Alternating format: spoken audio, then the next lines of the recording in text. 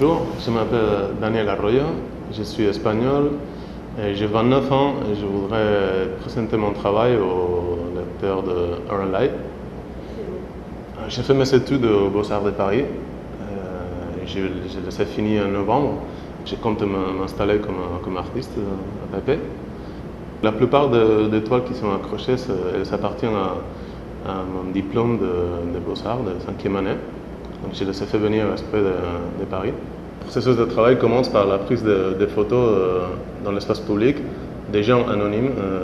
C'est ça qui m'intéresse, que les modèles soient spontanés, qu'il n'y ait pas une préparation préalable de la mise en scène. Je m'intéresse au point de vue fugitif et temporel. En ce moment, j'ai choisi surtout où il y a des scènes qui m'attirent l'attention avec des enfants ou avec des scènes qui sortent un peu du commun, avec des personnes handicapées ou des personnes. Juste une situation un peu plus intéressante que la masse anonyme. La déformité, c'est une chose que j'ajoute, mais c'est plutôt l'intérêt de la mise en scène qui sont un peu originales qui m'intéressent. Ou les points de vue différents, les points de vue un peu inattendus, l'enfant qui promène sa fille dans ses bras et lui donne la glace. J'ai fait un zoom en fait, c'était une photo plus grande, j'ai zoomé, il n'y avait aucune. Les spectateurs, les gens ils ne savent pas du tout qu'ils sont pris en photo, c'est ça qui m'intéresse aussi. Donc, il y a aussi une intrusion de moi-même dans sa vie privée, dans sa intimité, en quelque sorte. Une fois que l'image est finie sur l'ordinateur, ce qui peut prendre plusieurs semaines, j'utilise le projecteur pour passer le dessin à la toile, ou je dessine à la main, ça dépend. Et puis je commence la réalisation de la peinture qui elle aussi elle est très longue, ça peut prendre plusieurs mois facilement. Je travaille depuis une semaine, donc j'ai juste gauché les couches de peinture, les premières couches. Après c'est des couches successives jusqu'à arriver à un degré de détail qui me plaît. Je suis satisfait, comme par exemple ici. Mais mon but, ce n'est pas de copier la photo, l'esthétique photo pixel par pixel. Je ne suis pas un esclave de la photo, c'est juste un outil pour moi. Je tiens beaucoup à la tradition picturale assez européenne, on va dire classique, mélangée à l'esthétique photo. C'est-à-dire la touche picturale légère, par exemple ici, ça se voit un peu, pas mal, où il ne faut pas trop insister dans les détails, mais être flexible avec la matière picturale, que ce soit la peinture qui a les devants sur la photo et pas l'inverse. Et j'aime pas être l'esclave de l'ordi et la photo, c'est un outil pour moi.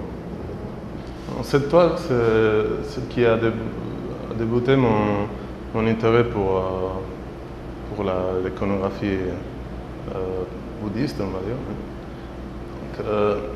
J'ai fait une série de photos, une longue série de photos d'un enfant qui jouait avec sa console de jeux vidéo dans le métro de Paris. Et puis j'ai choisi une où il était isolé mais en même temps il est entouré des gens. Donc ça c'est un aspect qui m'intéresse beaucoup, le fait dans le métro qu'on est en même temps entouré des gens mais complètement isolé dans notre intimité. J'aime bien l'idée d'insérer dans cette communauté temporelle une chose de sacré, comme cette espèce d'enfant Bouddha, ou comme une espèce de miracle qui arrive dans la réalité. Mais on ne sait pas les sources, on n'a rien à expliquer, il faut laisser les mystères vivre dans l'image. Je crois que n'importe quelle personne peut être soumise à une de ces métamorphoses, mais le point de départ, ça a été cette photo qui m'a tout de suite... Parce que l'enfant, il avait déjà un air un peu spirituel, il avait déjà une allure assez, qui me rappelait la sculpture de Bouddha. Donc il a eu un déclic qui m'a fait marcher dans cette direction. Mais puis c'est une idée qui peut s'accommoder à n'importe quelle personne, je pense. Les côtés photo, pour moi, c'est comme je viens de dire, c'est un outil Donc je ne fais pas attention à que toutes les photos soient faites avec le même appareil photo, la même qualité, le même numéro la même définition. C'est vraiment l'instant qui m'intéresse, l'instant où elle a été prise. Bon, ici, c'était un téléphone portable, disons, première génération, où l'appareil photo était vraiment minable. Mais ça donne parfois des résultats plastiques intéressants, surtout avec la pixelation de l'image. Je mets des filtres qui les rendent plus brutes encore. Ce qui m'intéresse, c'est le geste d'insération d'un élément culturel étranger à la scène elle-même. J'ai travaillé aussi avec l'iconographie religieuse chrétienne, avec des schémas de religieux de la Vierge ou d'autres sources religieuses. Donc il n'y a pas vraiment, pour moi, ça ne m'intéresse pas la symbologie concrète de ce geste, de cet élément, mais plutôt le résultat qui en dégage de cette confrontation. En même temps que je modifie la réalité avec des éléments très violents, très organiques liés au corps humain, je voulais modifier cette réalité aussi avec des éléments culturels, c'est-à-dire insérant une esthétique déterminée, issue de la culture iconographique orientale, par exemple, dans la physionomie des gens. Donc c'est l'intrusion, j'oblige aux gens à faire ce que je veux. Dans ce cas, à avoir un corps complètement esclave de l'idéal esthétique dans certaines religions, dans certaines cultures. Et comme je suis très attiré depuis longtemps pour l'esthétique orientale, c'était pour moi logique de commencer à travailler avec les éléments, pas seulement du bouddhisme, mais aussi du taoïsme, de n'importe quelle source orientale de décoration esthétique. Je peux vous montrer l'image originelle, ou presque. Sa modification. Donc voilà, on voit un père avec son enfant. C'est complètement spontané, il n'y a aucune préparation, il n'y a rien. Pour arriver à quelque chose homogène, il faut vraiment beaucoup de travail et puis ajouter des filtres pour faire l'image en quelque sorte réelle ou possible. Présenter une réalité qui soit extraordinaire, mais en même temps crédible. C'est clair.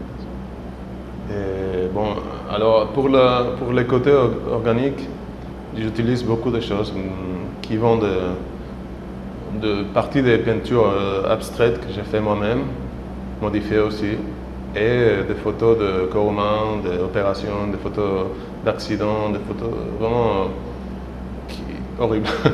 Bon, des photos qui appartiennent un peu au monde qu'on ne voit pas, au monde qui existe, mais on est heureux de ne pas voir tous les jours. Et en fait, c'est une des choses qui m'intéresse le plus dans mon travail, c'est capturer cet instant où on contemple de ces scènes, où l'intérieur du corps humain ressort à l'extérieur. Il se passe quelque chose dans la psyché du gens, et c'est un côté terrible, mais aussi sublime en quelque sorte. J'aime bien ce dépassement des tabous. Travailler avec cette ligne très fine entre l'horreur et le sublime. Cette phrase est un peu qui peut résumer mon travail, très très résumé, si vous pouvez.